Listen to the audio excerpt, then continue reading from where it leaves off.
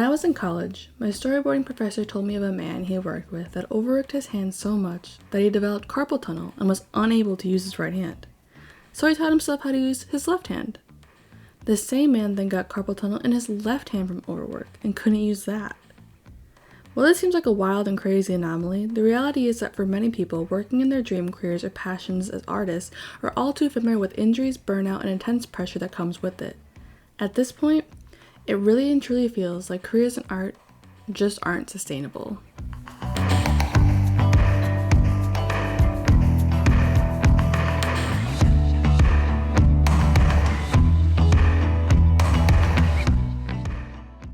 Hi guys, my name is Childs the artist, but you can call me Childs, and welcome back to my channel. If it's your first time, welcome. If you're coming back, welcome back.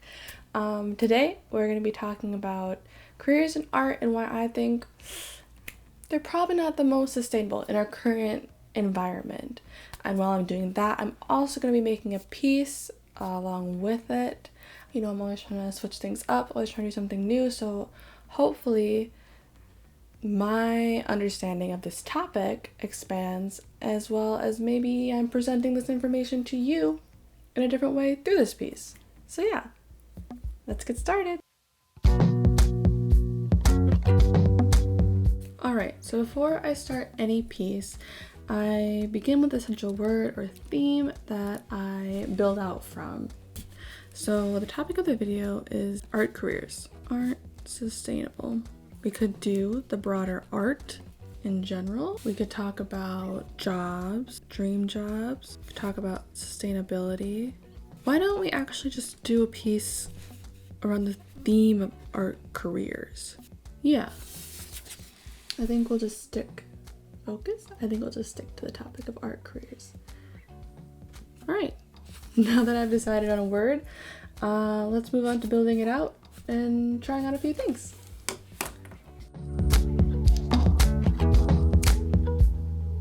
Okay, so now we're going to dive into the topic while I'm figuring out some experimentation and mind map and stuff. So let's talk about why I decided to make this video a bit. As you may have noticed, I have a brace on my wrist.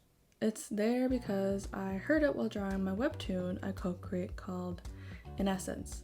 I actually just got diagnosed with tendinitis. And for me and my co-partner, this project is actually only a hobby, but we still put on over 20 plus hours a week on top of our actual jobs to produce episodes for readers, all for free. But there are people who get paid to not only make webtoons, but also traditional comics. At first, this may seem like an absolute dream come true, getting paid to draw superheroes or whatever, but as you will notice in this trend for this video, the reality is a lot harsher. Speaking specifically for webtoon artists, the area that I'm most familiar with, injuries like mine are not uncommon. And why do you think that is? The number one reason is because there are three things expected of all professional webtoon creators: quality, quantity, and consistency. Quality is work that matches the level of a professional comic or webtoon artist for all panels every upload. Quantity. Professional webtoon artists usually need to include anywhere from 80 to 100 plus panels per upload. This means every panel goes from layout to sketch to line art to flat color to rendering, and you repeat this process 80 to 100 plus times. And this isn't even talking about including text or all the sound effects and all that kind of stuff. And then consistency. Professional webtoon artists are expected to upload new episodes every week, unless of course they're on a planned hiatus. I hope you're starting to understand that if you've ever seen a webtoon, you can imagine that this is an incredible amount of work and why artists easily work over 40 plus hours per week and definitely more than 8 hours per day. This is why overwork, injury, and burnout are so common. At some point, you either drop one of the three quality, quantity, or consistency, or your body just gives out on you. Many professionals have assistants, and some webtoons, like the very popular Solo Leveling, are produced by studios. However, it's not like all webtoon or comic artists make large amounts of money. Like most industries, the top creators make a comfortable wage, but the majority are only making about $24K per year. Of course, we have not even gotten to how difficult it is to even get noticed by platforms like Webtoons, Tapas, Tappytoons, etc. in order to actually become a paid webtoon artist. Most creators post their content for free, hoping to build audiences and gain usually a few $100 from ad revenue and someday be scouted by these companies.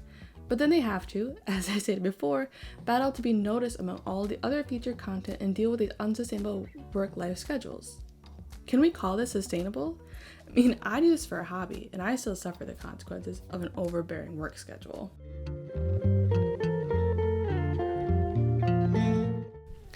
Okay, so I forgot to record the video for this, but we'll just do a voiceover.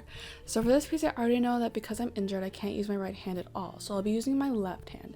And maybe I won't wear my glasses either, not quite sure yet. I get migraines a lot, so like a lot of times I have to take breaks from working because I can't stare at screens anymore. So maybe that'll be like an additional thing that I can build into the process to kind of go over this idea of like struggling to be able to craft, because the craft is like preventing me from doing my craft. So we'll see. Additionally, I'm gonna find some artistic inspirations for this as well.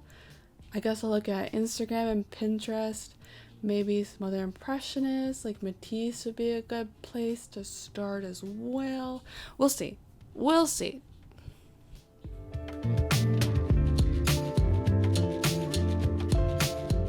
Next, let's talk about being a regular schmegular artist. I'm talking like you making a piece and then you send it or post somewhere for it to be shown. Of course, many folks still go the traditional route of trying to get their work sold in galleries or attending like local art shows and stuff like that. But if all artists did that, there simply aren't enough opportunities. I feel like the more traditional artist route, those trials and tribulations are pretty well known. So I'm not going to dive deep into that for this video. Instead, I'll focus on the new age artist, the social media artist. Social media artists, the way I define it, are artists whose entire business lives and dies online. The most popular website nowadays are Instagram, Twitter, and TikTok. Back when I was younger, like maybe high school, middle school, Instagram was still pretty big, but Tumblr and DeviantArt were the heavy hitters. So I have an art Instagram. Go follow me at Charles the Artist. And while it may seem like social media has made art much more accessible and eliminated a lot of the barriers that the traditional art scene had, the new challenges that have risen up have created an incredibly toxic environment for artists online. Let's talk about the algorithm, because I feel like a lot of these issues center on this central problem. So for many social media influencer businesses, figuring out the algorithm is essential for survival. But what if the algorithm contradicts with all of your practices as an artist? First, let's talk about content.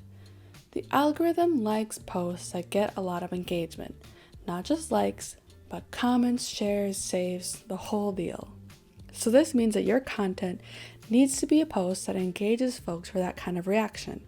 And oftentimes, because social media is really democratized, you need to appeal to the masses, not just folks who will understand and appreciate your art. So for example, fan art of a popular show will probably get way better engagement and be better engaged with by the algorithm than maybe your still life of some fruit or your master's capstone artwork. Your regular Joe kind of person will know that one character from Avatar or an anime, but won't really understand the depths or nuances necessarily of your nice ceramic bowl.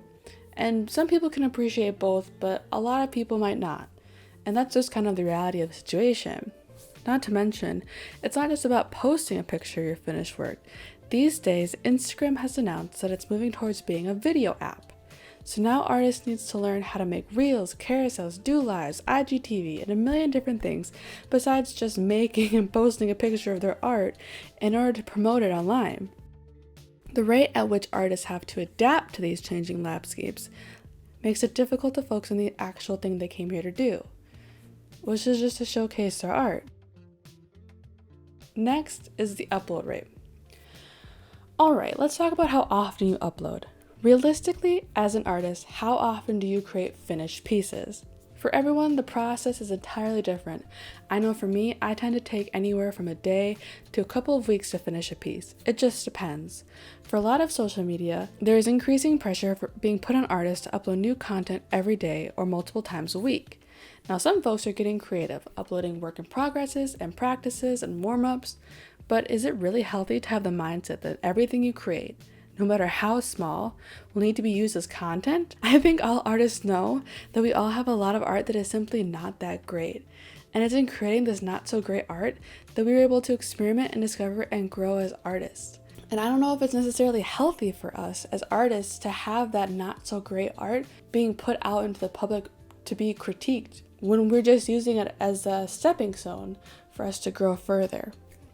So in short, having to create finished work every day or multiple times a week in order to stay relevant to your audience and the algorithm can cause burnout by placing unnecessary pressure on artists and treating their skill and ability more like it was a machine doing the work and not a person and a process doing it. Lastly, let's talk about culture, which is, what is the culture surrounding art? The culture surrounding art and artists and social media. So while social media does democratize art for the masses in a way that was not necessarily here before, the perception of artists is not necessarily healthy for those trying to make a career or living in the field. And that is of someone who needs to be constantly pumping out new content for their audience. And this might be a byproduct of this happening online, so there is some removal of a direct human interaction. So it's easier to view this artist or this person as just their Instagram profile or TikTok videos. Additionally, the time we actually take to look at art is usually less than 5 seconds. I mean, we're all guilty of just scrolling through our Explore page and endlessly swiping up on TikTok for hours. And of course, there's going to be a disconnect if I spent 2 weeks in this painting, but folks only glanced at it for 4 seconds. Our perceptions and value of that piece will be entirely different. Let's also talk about how this numbers game of social media breeds a lot of competition and jealousy between artists. It is for these reasons and more that we may have driven many artists off social media altogether. We need to consider that this wonderful tool for the new era of art might just have too many flaws. Just popping in real quick. So just finished this quick experiment test that I did for technique experimentation. I have to pick up a few stuff from the art supplies store, and then I was going to do a quick run through of the final piece, like a smaller version of it, then probably hit up the supply store again for all the supplies I need for the final piece, and then get started on the final piece. Yeah, I feel good about the technique right now. I think it'll definitely be something very different than what I'm used to. I think it'll be fun. Alright, after all that, let's get started on the final piece. Here's kind of the final test piece. This isn't necessarily what the final piece is going to look like. This is kind of just after a lot of experimentation.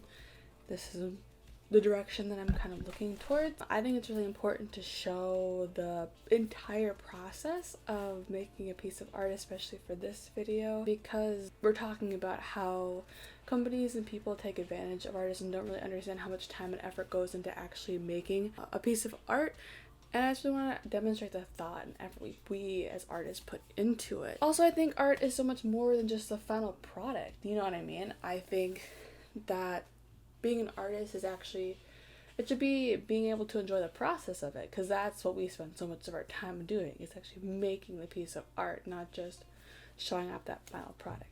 So I guess what I'm trying to say is let's get started on making this piece. I have my big board behind me. I'll be working on it on the floor. I don't have enough room on my desk to actually work on it. A long process, but let's get started.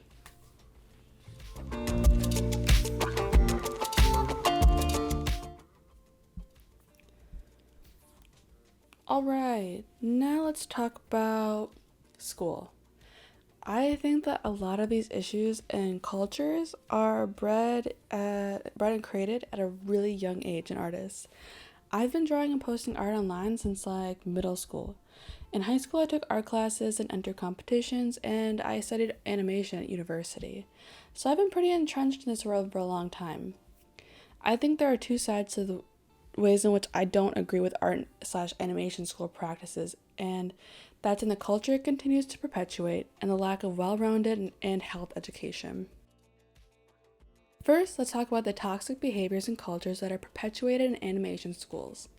Here's a tweet that I think demonstrates that pretty well. It says, "If we're discussing animation industry crunch time, I think we absolutely need to talk about how it starts at art colleges, whose curriculum is often brutal and designed to weed out the weak, i.e., work students until they break and see who survives. which is a real sentiment because while I did not go to a super competitive and crazy intense animation school, there was still a really big workload, especially if we're taking more than one animation class at a time, and whenever someone would suggest adjusting deadlines or something of that nature, we would just be reminded that this is what we would be expecting in the industry. I remember one day for a class, a couple of my classmates and I were chatting just to each other across the classroom about us experiencing a general sense of burnout. Our professor heard us, and he's a super cool guy who we all really liked, but he kind of leaped into the convo to tell us that we can only expect for things to get worse once we get into the industry, and that we should expect to work like 10+ hour days in order to pay our dues before things would be getting better. So yeah, this toxic idea of having to work through any burnout and keep pushing through a brutal workload is for sure something that is bred into the culture early on. Now, the second half is the part that I think makes me real mad, and that's the lack of well-rounded health education for artists at every level, not just at university and beyond. And this leads to injury, mental health struggles, and just burnout. And not just because of the actual workload, but because folks do not know how to properly manage themselves long term. For a lot of us, when we're younger, art is a form of stress relief and a break from other more standard classes activities like math and English and such. There's a sense of freedom and fun and experimentation. Now, I may be romanticizing it a bit, but so what? Art is such a romantic activity. And when we make the choice to dedicate more time to art, to dedicate our time and energy to improve our skills, we start to experience the realities of art, not just as an escape, but as a practice. And society does not treat it as such in the way that we might think about like sports or regular school. I think the first thing is the physicality that comes with doing art. Like I said, I got hurt from drawing too much, but that's because I've literally never been taught how to take care of my body for this specific task, and just kept pushing through whatever pain or discomfort I felt. Something simple like teaching students basic stretches for hands and to take regular breaks from their work could help increase early onset cases of carpal tunnel, arthritis, tendonitis, migraines, eye strain, nerve damage, back pain, etc. Next is the importance of developing a healthy work schedule. And while you're always going to have folks who push doing things to the last minute, it's not like pulling all-nighters and working for 24 hours on no sleep is truly discouraged. It's all about meeting the deadlines. I truly feel like the professors and teachers should be helping us to develop well-rounded workflows that include breaks, exercise, and encourage us to have healthy habits, including eating, exercising, and sleeping. Because at the end of the day, making art is incredibly laborious on both the mind and the body. And if we start seeing ourselves as machines who simply need to pump out a product before the deadlines, we'll fall apart. It starts with our professors and teachers and other professionals teaching us how to take breaks, how to do stretches, how to healthily create art. The importance should not be about turning us into these machines who can pump out the highest skill level and meet deadlines. It should be about being able to do this craft for a long time, healthily and happily. Okay folks, make sure you guys are taking your breaks. And I showed you earlier how I do some stretches. Now, I take breaks about every 30 to 45 minutes, or maybe the length of a TV show. And I'll take a break for like 5 to 10 minutes. I know some people might feel like this will take them out of the workflow, but being able to kind of jump in and out of that, I feel is also an important skill. I mean, that piece isn't going to run away or nothing. I recommend that you don't look at your phone on your break, especially if you're a digital artist. Your eyes need a break from the screen. Trust me. Just listen to some music, breathe, stretch, pet your dog, talk to your coworkers, your roommate, take a lap around the block, whatever gets you out of your workspace or your area, and just takes you out of that moment. So anyways, after a quick break, let's jump back in. Alright, this is our last section, and I want to prove to you all that I'm not the only one who feels like the current situation is not sustainable for artists. Right now, many professionals in the animation industry, including boarding artists, animators, and writers, are fighting for better working conditions in something which is broadly coined as the hashtag New Deal for Animation. While I'm sure conversations about better pay and conditions have been going on for a while now, it was during the pandemic that the disparities between live action and animation productions was really highlighted. With many live action productions having been halted, animation productions and workers were still expected to meet their deadlines, and for animation writers, they were paid only 41 to 51 cents per dollar that live action writers made. The Animation Guild, a union that represents animation artists, technicians, and artists, put out this statement in November of 2021. They said, as the COVID-19 pandemic shut down global live action production, the animation industry kept working. Sets closed, but we animation writers didn't put our pencils down. We are a valuable part of the entertainment industry. We do the same job as our live action writer counterparts, and it's about time that our pay reflected that. The Animation Guild is going into negotiations this year, determined to increase animation writer minimums and educate the industry on challenges faced by animation writers. We are not asking for special treatment, but we deserve to be given the same respect as our live action counterparts, because at the end of the day, we're all doing the same job. This statement was posted on Twitter as well with the hashtag #PayAnimationWriters. This one example of really predatory practices by studios who will literally do anything they can to get the most product from these incredible creatives without having to pay them for their actual worth. Another big example that has been highlighted recently is the way in which animated shows are ordered. The way it's showed to us as the audience is that shows are renewed for a first, second, and third season. But in a lot of cases, all of those episodes are ordered to be made at one time. It might just be labeled to production as 1A, 1B, and 1C. Netflix's Cuphead is an example. It was announced that they were renewed for another 12 episodes for season 2, but a Twitter user at crimson_mayhem_ brought to everyone's attention that these quote-unquote new episodes are all from the original batch that was initially ordered for season 1. There's actually record that Netflix ordered 36 episodes to be produced for Cuphead, meaning that they already had 3 seasons of Cupheads, but made it all at once. This is done so that the folks who work on the show can't use the show's popularity and any achievements made per season to negotiate for higher wages, but the company still gets to keep all the profit, even as the show grows in popularity. Another pretty terrible studio practice that has come up pretty consistently is just how much work that artists at these studios have to take care of. Another hashtag that has come up along with the new deal for animation is the hashtag Storycraft Unite, where storyboard artists are speaking to the way in which the responsibilities of their job have increased, but the deadlines and the pay are still pretty much the same. Board artists are expected to not just be making more and more complex storyboards, but now they're designing layouts, revisions, scripting, voice acting, timing, audio sound effects, and literally so much more. The workload is increasing, but timelines and compensation are not matching it. Another key role that's being exploited is the color designers, and here's a quote from a color designer from Cartoon Network's Infinity Train, Rachel Cohen, explaining it. She says, I tell people I'm a color designer, and what I usually say is that I turned doing coloring books into a career. But basically, what we do is take black and white line art for props and characters into color. So anything you see on the screen that's moving was colored by a color designer, and that pretty much sums it up. And we are facing this crazy wage discrepancy between other design roles, where we earn 14.4% less than other design roles for some reason. Actually, I know the reason. It's because in the past, the only role that a woman could take in animation was in the ink and paint department. And those women would paint the cells that the male employees would draw. So it's historically a female-led role in a male-dominated industry. So that is the root of all of this, and that's what we're trying to change. The only reason folks can seem to give for keeping such a weird pay gap is because that's the way it's always been. But color designing is a key role in any show and needs to be treated with equal respect. There are a million more cases and reasons and instances of exploitation, overwork, and undervaluing animation artists at every level of the process. And what makes it incredibly hard to speak out about these issues is that jobs in the industry, especially at big studios, are really hard to get. And for a lot of people, they're dream jobs that folks have been working their whole careers to get.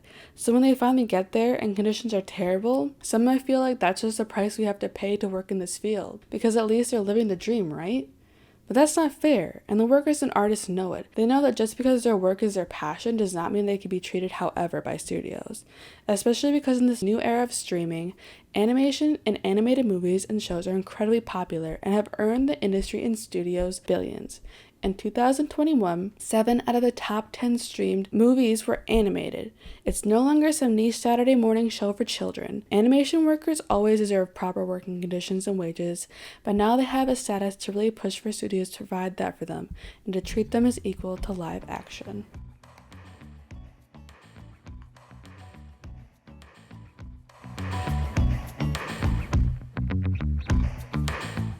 Alright! Took many months, but the piece is finished. Not because it took many months to complete, but just because I procrastinated on it. Behind me, you'll see the finished piece. In the next section, I can show you some more close-ups of it. All that's left to do is to spray the sealant on it to cover it up. Overall, this process was very enjoyable. My hand, as of August 2nd, still isn't completely better, but it is improving. I'm able to draw again with my right hand, so that's exciting. This was the first traditional piece that I've made since I left undergrad, and it was a fun process. I don't know if I exactly like how the finished piece turned out. It's not my favorite, but I think the whole point of this process wasn't necessarily to create a piece that I'm super happy with the finished product, more so something that I really enjoyed the act of making, and I really enjoyed a lot of the steps, a lot of the techniques that I did. I just had fun with it, and so I hope in future pieces I can continue to create more and build on the things that I've learned in this piece, and hopefully be able to better convey the messages that I'm trying to communicate. So yeah, that's it.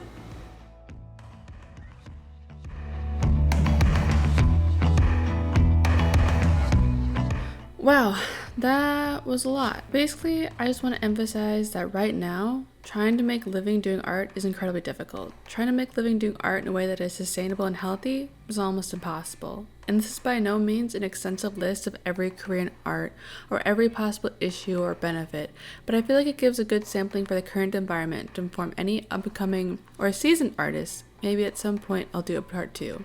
We'll see. Working in this field for many is considered a dream job and their passion, and it is for that reason that consumers and corporations and systems feel that it's okay to exploit and take advantage of those creatives. What is not a reason?